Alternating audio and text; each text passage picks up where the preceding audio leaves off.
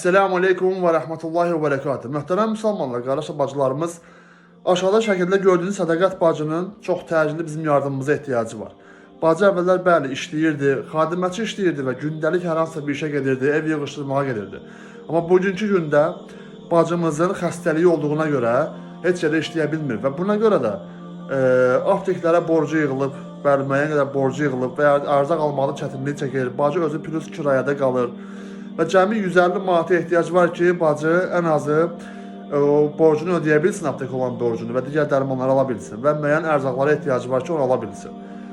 Rasulullah sallallahu aleyhi və səlləm buyurmuşdur ki, sədəqə malı zat nəqsinə çoxaldır. Allah'a çox xahiş edirəm, hərənizdən bircə manat, vallahi ki bircə manat bizi kasıb eləməz.